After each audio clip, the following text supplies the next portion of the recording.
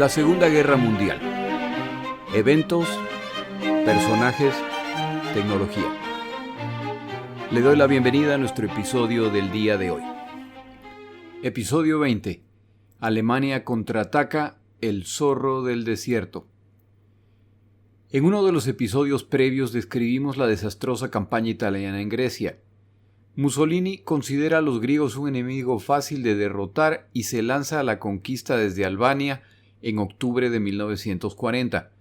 Por supuesto, empiezan con bombardeos de Atenas y, como sucede en la mayor parte de estos casos, esto endurece más a los griegos, que deciden que los invasores serán expulsados. Grecia, que carecía de fuerzas armadas considerables y era un país pobre con apenas 7 millones de habitantes, decide defender su territorio. Se replegarán, esperarán a los italianos donde pueden causarles máximo daño y entonces contraatacarán. La población civil apoya completamente a sus fuerzas armadas y les entregan lo que tienen y les niegan todo a los italianos. En apenas un mes, no solo que los griegos han resistido a los italianos, sino que ya se combate dentro de Albania. Hitler está furioso por este plan que él siempre consideró tendría consecuencias desastrosas. Sin embargo, Hitler tiene responsabilidad en esta situación. Mussolini ha decidido invadir Grecia al enterarse que Hitler está tratando de absorber Rumania, país que por su ubicación geográfica cae bajo el área de influencia italiana. Mussolini se siente traicionado y decide devolver el favor al iniciar su propia conquista sin consultar a Hitler. Cuando la campaña ya va mal, avergonzado por la derrota, Mussolini planea un brutal contraataque que incluye la destrucción de toda ciudad griega con más de 10.000 habitantes. Sin embargo, nada de esto ocurre e italianos y griegos se encuentran en un impasse. Para enero de 1941, la situación no cambia y Hitler ordena que las fuerzas alemanas empiecen ataques aéreos en territorio griego, ya que sabe que los británicos no desperdiciarán esta oportunidad para enviar tropas a Grecia y enquistarse en Europa continental. El dictador griego, el general Metaxas, muere repentinamente de un paro cardíaco y su sucesor pronto acepta la oferta de ayuda británica. Esta se vuelve entonces una carrera entre alemanes y británicos. De la mayor parte de la campaña alemana en Grecia no hay mucho que decir. Los valientes griegos con sus limitados recursos han combatido y derrotado a los italianos y en el proceso agotan su equipo y munición, para no mencionar a la nación entera que ha luchado a pesar de sus pocos recursos. Con el triunfo en sus manos, ahora tienen que enfrentar a los alemanes, un enemigo mucho más poderoso y motivado, por lo que el resultado es inevitable. Por si esto fuera poco, para marzo Hitler ha conseguido que Bulgaria se sume al eje. Intenta hacer lo mismo con Yugoslavia, pero la situación se complica. En mi página de Twitter, @lasegundagm, y de Facebook, La Segunda Guerra Mundial, Eventos, Personajes, Tecnología, pongo un mapa de Europa donde usted puede ver el significado de estas novedades. Los griegos ahora tienen que prepararse para potenciales incursiones alemanas desde múltiples frentes. Los británicos han mandado 56.000 tropas constituidas por británicos, australianos, neozelandeses e indios que han retirado del norte de África. Los alemanes invaden Grecia el 6 de abril de 1941, al mismo tiempo que inician el asalto a Yugoslavia. La declaración oficial alemana es que ingresan a Grecia con el único fin de expulsar a los británicos de suelo griego, pero por supuesto aclaran que cualquier intento de resistencia de la población será brutalmente repelido. Los alemanes avanzan sin problemas en un frente debilitado. A medida que los alemanes avanzan en Yugoslavia, aprovechan el territorio conquistado para mover sus tropas a Grecia desde Yugoslavia, por lo que los defensores ahora enfrentan un gran movimiento de pinza que atrapa a sus agotadas fuerzas que pelean en la frontera con Albania. Como los alemanes dominan el aire, los intentos de defensa son aún más inútiles. Para finales del mes, los alemanes controlan Grecia utilizando su estrategia de la guerra relámpago y los británicos una vez más tienen que recurrir a sus ya comunes rescates navales en que se ven forzados a evacuar 43.000 soldados, pero más de 10.000 caen prisioneros. Las fuerzas enviadas a Grecia continental se reubican a Creta para tratar de defender la isla. Cuando los griegos se resignan a la realidad de que han perdido la guerra, al menos se alegran de que han sobrevivido luego de haber peleado valientemente de acuerdo a su fuerza. Hitler no puede permitir la presencia británica en Creta. Si usted se fija en un mapa del Mediterráneo, verá que Creta tiene una posición ideal para ataques aéreos a Europa o al norte de África. El 20 de mayo lanza el ataque con paracaidistas más grande de la historia hasta el momento. Estos combatientes alemanes luchan valientemente a pesar de ser mucho menos numerosos que los defensores. Como resultado de la organización de las tropas británicas y a pesar de sufrir altísimas pérdidas, los paracaidistas logran asegurar la pista aérea, lo que inmediatamente permite el arribo de unidades de refuerzo y artillería, lo que completa la derrota británica y griega. En apenas 11 días, los británicos son expulsados de Creta y un nuevo escape marítimo se suma a la lista de derrotas. 15.000 tropas son rescatadas, pero más de 10.000 soldados británicos caen prisioneros. Como en esta zona los alemanes dominan el aire, este esfuerzo le cuesta además a la Armada Británica 3 cruceros y 6 destructores hundidos, más 17 embarcaciones adicionales averiadas. 6.000 paracaidistas alemanes mueren en esta operación, un precio altísimo para una pequeña y altamente especializada fuerza. Esta derrota tiene un alto impacto moral en Gran Bretaña. Churchill permanentemente hablaba de operaciones ofensivas contra los alemanes. Acaban de tener su oportunidad y los resultados casi no podrían ser peores. Esto, sumado a los reveses que están sufriendo en África, como resultado de haber debilitado sus fuerzas en esta área, no son buenos augurios para el futuro. Por su parte, los alemanes descubrirán que su exitosa operación en Grecia y Yugoslavia resultará una muy pesada carga al contar con poblaciones altamente hostiles a sus fuerzas y dispuestas al sabotaje y a formar grupos partisanos. Esto trae consecuencias a un nivel más amplio. Mientras más revoltosas las poblaciones de las naciones conquistadas, más tropas que podrían estar combatiendo en otros sectores deben ser asignadas a tareas de control. Las poblaciones de estas naciones sufrirán brutales retaliaciones como resultado de su resistencia. Creta es fundamental, pero hay otra isla que tiene características similares y a la que los alemanes ahora desearían haber prestado atención antes. Esta pequeña isla se transformará en el sitio del planeta que recibió la mayor proporción de toneladas de bombas por habitante. Malta. Con 27 kilómetros de largo y 14 de ancho, Malta es una pequeña isla que queda a medio camino entre Libia e Italia. Esta isla cuenta con un puerto natural muy profundo que permite atracar a grandes navíos y submarinos. Contaban con 3 pistas aéreas. Si los alemanes tienen Creta, los británicos tienen Malta. Sin la conquista de esta pequeña isla, el eje nunca estará en completo control del Mediterráneo y de hecho es desde aquí desde donde el curso de la guerra en este sector cambiará. Los miembros del eje mejor posicionados para invadir Malta son por supuesto los italianos, que tienen las fuerzas navales para esta tarea. Apoyados por la Fuerza Aérea Alemana, esto se puede lograr. Afortunadamente para los británicos y sus naciones aliadas, para este momento ya se han producido las vergonzosas derrotas italianas y sus fuerzas armadas carecen del ánimo para emprender operaciones en que se pueden encontrar cara a cara con los británicos. La opción, por lo tanto, son los bombardeos a través de las fuerzas aéreas alemana e italiana combinadas. En su momento, los 280.000 habitantes de Malta sufrieron más de 170 días seguidos de bombardeos. Al final, las fuerzas en la isla no cederán y la población entera será condecorada por haber resistido este periodo. En años siguientes, Malta jugará un papel fundamental en las campañas en África y Europa. Ahora pasamos a ver qué está ocurriendo en África, pero antes tomamos una pausa en nuestro episodio.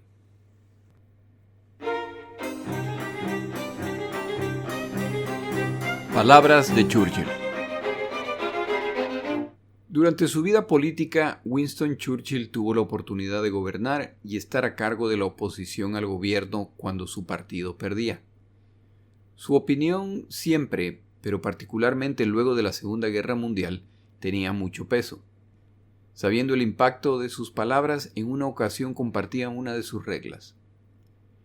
Cuando estoy en el extranjero, tengo la regla de nunca atacar o criticar al gobierno de mi país. Por supuesto, siempre recupero el tiempo perdido al regresar.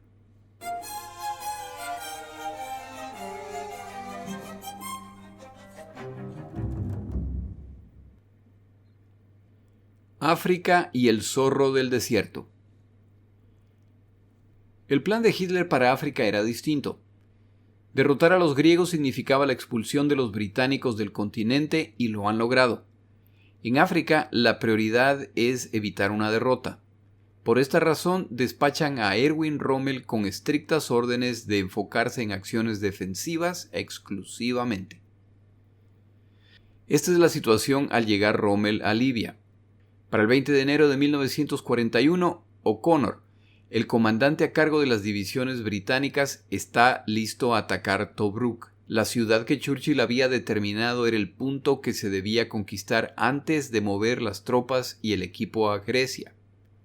Para esta fecha, las tropas italianas se han reducido a la mitad, es decir, aproximadamente 125.000. El resto se cuentan entre muertos, heridos, pero principalmente prisioneros de guerra. Los británicos saben que es cuestión de tiempo para que los alemanes se sumen al combate, por lo que es importante eliminar el resto de la fuerza italiana. Aunque Tobruk tenía un número considerable de defensas, cae en apenas 2 días. Como los británicos continúan el ataque, 8 días más tarde cae Derna. El avance británico es imparable, pero ahora es importante capturar las fuerzas italianas antes de que abandonen la provincia de Cirenaica para refugiarse en Trípoli y así extender la guerra en espera de los alemanes. Se inicia entonces una carrera entre tropas y blindados italianos intentando escapar y tropa y blindados británicos tratando de interceptarlos. A medida que pasan los días, parece que los italianos escaparán, y O'Connor presiona a sus comandantes para que continúen el avance, lo que se hace a paso forzado, lo que les cuesta tanques y equipo adicional a los británicos como resultados de avanzar por 30 horas seguidas para cubrir 150 millas a través del desierto. Para febrero 5 llegan a la villa de Beda, es decir, el camino que bloquea el paso a Bengasi en ruta a Trípoli.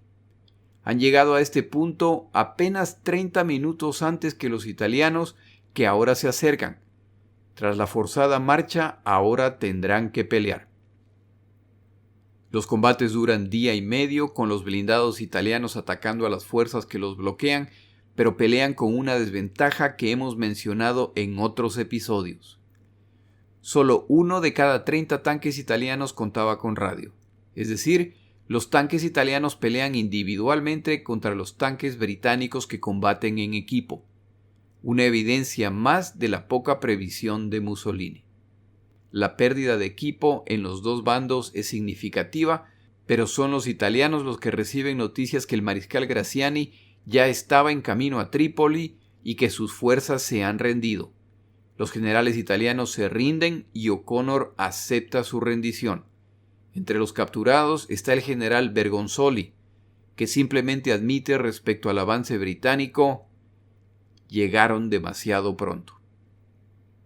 El 12 de febrero, O'Connor despacha al brigadier Dorman Smith al Cairo para que convenza a Wavell, el comandante general, que les permita avanzar hasta Trípoli, la capital libia.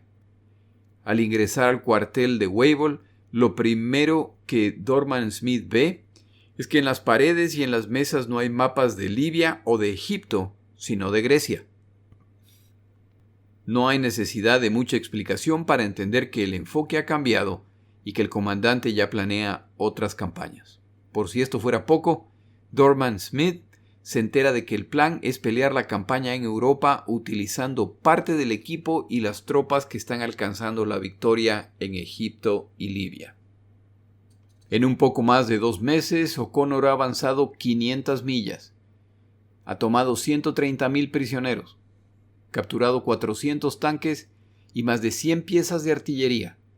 Hay autores que afirman que si esta campaña hubiera tomado un poco más de tiempo, los británicos hubieran podido disfrutar su victoria, ya que en un poco más de 4 meses toda la fuerza alemana será requerida en otro frente mucho más importante que este, de hecho, el único frente que importa. Pero lo rápido y vergonzoso del avance británico ante los italianos obliga a Hitler a enviar tropas a África. El eje no debe sufrir derrotas, por lo que se despacha a uno de sus mejores comandantes a completar esta tarea. Desafortunadamente, despachan al comandante equivocado. En 1937, Adolfo Hitler añade a su equipo personal a un joven oficial alemán que ha escrito un libro de táctica blindada que lo ha impresionado. Su nombre, Erwin Rommel. Para 1940, y con la guerra en Europa en proceso, Hitler pregunta a Rommel, quien lo ha servido bien y que ha expresado su deseo de combatir, qué es lo que él quiere hacer. Rommel, sin dudarlo, pide el comando de una división de Panzers. Se le concede el comando de la 7ª División Panzer, con la que Rommel combatirá en Francia, donde mostrará altísima agresividad, lo que le permite avanzar a una velocidad que dejaba perplejos a amigos y enemigos por igual. Su división blindada fue conocida como la División Fantasma, ya que tenía la tendencia a desaparecer y aparecer en los lugares menos esperados. Su a veces excesiva agresividad también lo meterá en problemas, sobre todo cuando deja atrás a sus líneas de abastecimiento y a la infantería. En la campaña en Francia tendrá que ser rescatado para evitar la destrucción de sus fuerzas blindadas, pero inmediatamente superado el percance, continuó el ataque. Su división llegó a recorrer 150 millas en un día y condujo operaciones muy importantes en la costa francesa, asegurando que los británicos no sean reforzados. No estoy seguro que entiendo la lógica de enviar a Rommel a África para una operación defensiva. Seguramente había muchos candidatos y enviar a uno de los comandantes más agresivos carece de sentido, o se hizo con el fin de castigarlo.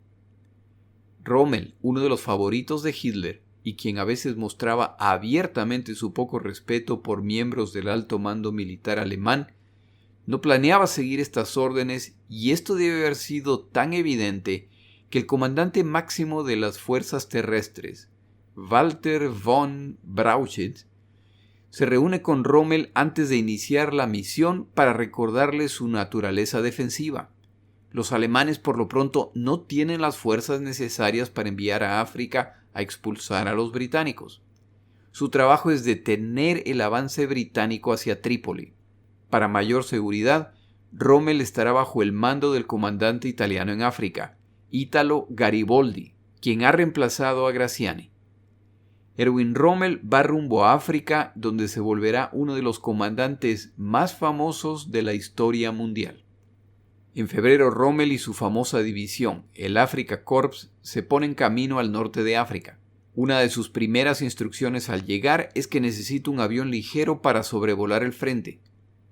Conocido por su impaciencia y exigencia hacia sus comandantes y por su simpatía y comprensión hacia el soldado común, no perdía oportunidad de compartir y mostrar que era uno más de ellos, empezando porque en situaciones de combate normalmente se lo podía encontrar al frente del ataque.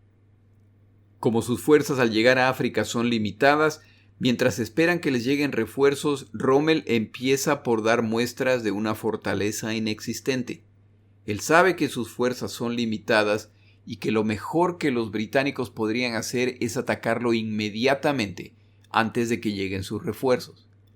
Él no lo sabe, pero los británicos ya están en movimiento, pero no hacia su posición, sino hacia Grecia.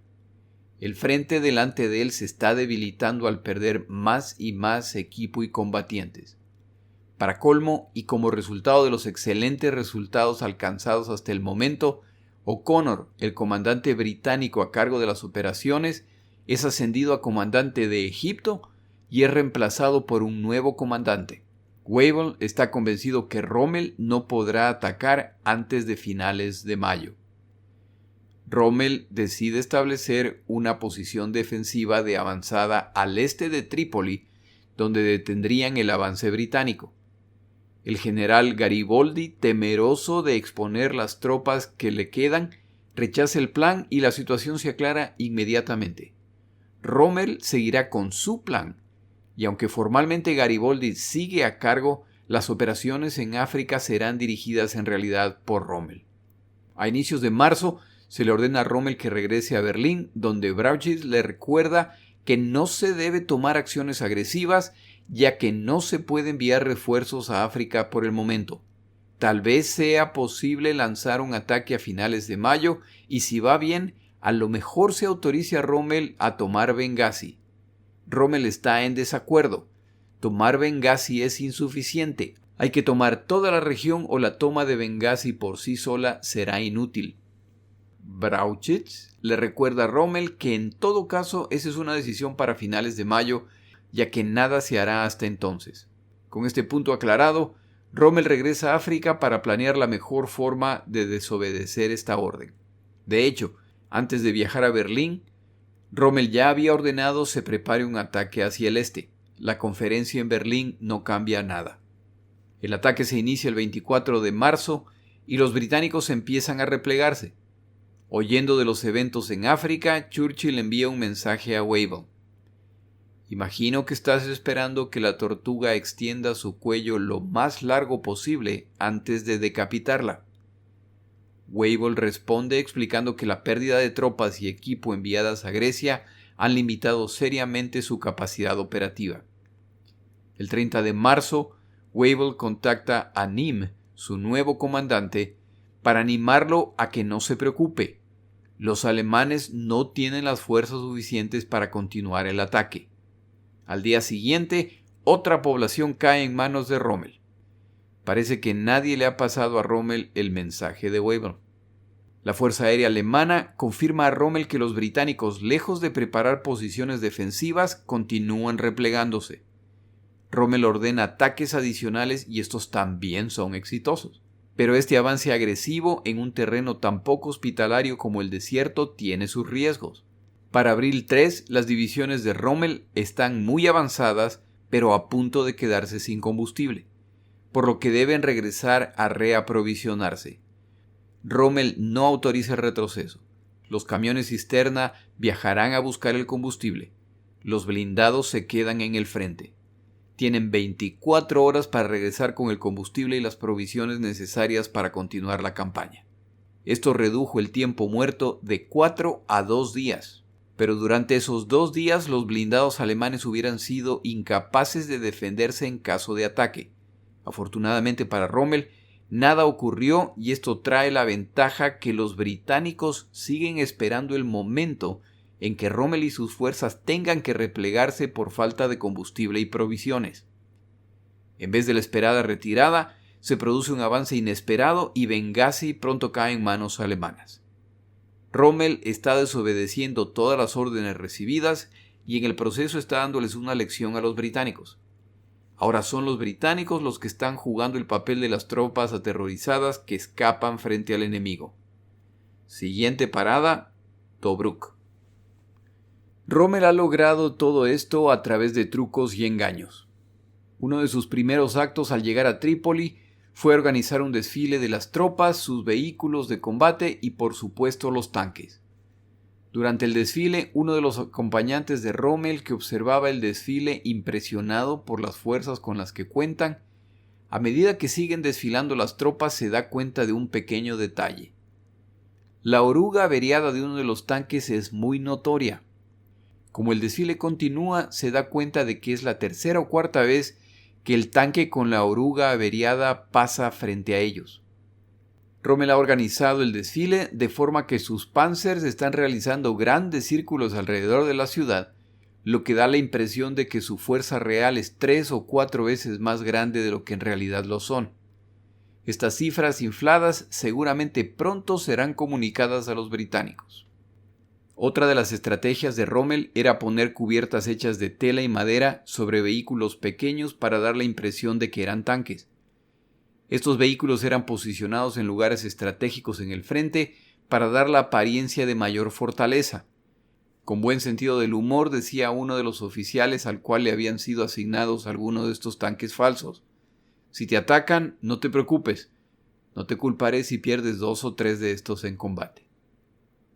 La estrategia de Rommel funciona y Nym pronto pierde control de la situación. Las retiradas británicas continúan y Wavell se ve forzado a pedirle a O'Connor que regrese a hacerse cargo de la situación. La situación se ha deteriorado tanto que pronto tendrán que abandonar su centro de comando para continuar replegándose. Nym, el nuevo comandante, y O'Connor están entre los últimos en abandonar el centro de comando, tratando de asegurarse de que las tropas estén seguras. Se retiran en la noche para seguir a las tropas y en el camino se distrae su conductor y toma una ruta equivocada. A las 3 de la mañana, Nym se despierta al escuchar las órdenes de detenerse en un idioma que no entiende. Al acercarse quienes les ordenaron que se detengan, se dan cuenta que son soldados alemanes. Nym y O'Connor pasarán los siguientes 3 años como prisioneros de guerra en Italia. A Rommel por poco le pasa lo mismo. Al regresar de uno de sus vuelos para determinar las posiciones enemigas cuando ya están por aterrizar, se da cuenta que los soldados en esta base usan los característicos cascos británicos. Se elevan a toda velocidad esquivando las balas de ametralladora y fusil. Para abril 7, los italianos y alemanes rodean Mechili. Envían mensajes exigiendo la rendición británica, lo que es rechazado, por lo que al día siguiente atacan y esta posición británica también cae. Los prisioneros británicos se multiplican. Ese mismo día, Wavell anuncia a sus comandantes que Tobruk debe ser defendida a toda costa. Las fuerzas de las naciones del Imperio Británico representadas, India, Australia, Nueva Zelanda, Sudáfrica y por supuesto las tropas británicas defenderán la ciudad. Wavell ha entendido que si Tobruk cae, en realidad no queda casi nada entre esa ciudad y el Cairo. Egipto está en riesgo. Rommel también entiende esto y por lo tanto empieza a preparar el ataque. Su primer intento es el 11 de abril. Lo vuelve a intentar en los 2 días siguientes, pero tienen que retirarse debido al fuego de artillería británico. Para el 14 ataca de nuevo utilizando todas sus fuerzas y sus esfuerzos parecen justificados. Han podido romper el cerco externo y ahora avanzan hacia la ciudad. Los blindados han avanzado tan rápido que han dejado atrás a la infantería. Cuando la infantería intenta conectar con los blindados, el verdadero plan se vuelve evidente. Las tropas australianas, a cargo de la defensa periférica, atacan con todo a la infantería alemana, causándoles bajas considerables. Los blindados no se dan cuenta de que se está cerrando la trampa. De repente los Panzer alemanes se encuentran en un corredor en que son atacados con artillería y se dan cuenta que la infantería, cuya tarea es eliminar estas posiciones, ha quedado rezagada. Deberán escapar de la trampa peleando. 17 Panzers alemanes se pierden en esta operación. El regimiento de ametralladoras alemán sufrió 75% de pérdidas. Rommel, furioso, decide tratar nuevamente 2 días más tarde. Él comandará el ataque personalmente. Aunque este ataque no es desastroso, el resultado final es similar. Los alemanes tienen que abandonar el ataque. El comandante australiano, a cargo de las tropas australianas e indias responsables por defender la ciudad, no planea facilitar la tarea a Rommel. De hecho, despacha patrullas en la noche para aterrorizar a las fuerzas italianas y alemanas que rodean la ciudad y a capturar prisioneros.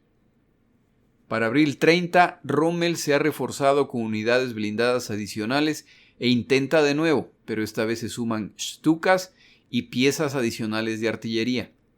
Logran avanzar y penetrar las defensas, pero la batalla continúa y los alemanes no logran controlar la situación. Para entonces llega una indignada nota de Brauchitsch ordenando a Rommel que detenga el ataque contra Tobruk. Rommel se ve obligado a retirarse. Para entonces es Churchill quien está exigiendo una contraofensiva, por lo que ha despachado 295 tanques adicionales en una arriesgadísima misión dado el control italiano-alemán del Mediterráneo. través de Ultra, los británicos saben que Rommel ha recibido refuerzos y si los británicos no son reforzados es el fin de la campaña británica en África. Wavell organiza un contraataque para el 15 de mayo, aún antes de recibir los tanques, a fin de asegurar puntos importantes. Para finales de mayo, los ataques británicos también han fallado y Rommel ha evitado el avance británico. Wavell volverá a intentarlo a mediados de junio, pero las fuerzas de Rommel nuevamente los detienen. Rommel está demostrando que aún en retirada es un comandante superior. Churchill ha tenido suficiente y decide que Wavell no es el comandante que esta región necesita. Para junio 22, Wavell es relevado de su comando de las fuerzas británicas en el Medio Oriente y África. La guerra en el norte de África se extenderá por 2 años y solo hasta el final quedará claro quién prevalecerá. Una vez que hemos cubierto los 3 desafíos que enfrentan los británicos, los cuales no desaparecerán, es hora de pasar a la siguiente etapa de la Segunda Guerra Mundial. Hitler no puede esperar más y se dirigirá al verdadero objetivo de toda esta campaña. Es hora de traicionar a su aliado, la Unión Soviética, e iniciar la Operación Barbarroja, la cual llevará la escala, crueldad y niveles de destrucción y muerte en esta guerra a niveles no vistos hasta el momento. En el siguiente episodio cubriremos la introducción a la Operación Barbarroja. Mi nombre es Jorge Rodríguez, gracias por acompañarme. Para información adicional respecto a este episodio, las notas de este podcast, que incluyen la narración de este episodio, así como acceso a resúmenes, videos, documentales y materiales adicionales gratuitos disponibles en el Internet, por favor vaya a Amazon y busque el libro La Segunda Guerra Mundial, Eventos, Personajes, Tecnología. Al comprar estas notas me ayuda y me apoya financieramente. Puede encontrar información adicional en mi página web, lasegundagm.com. Muchas gracias.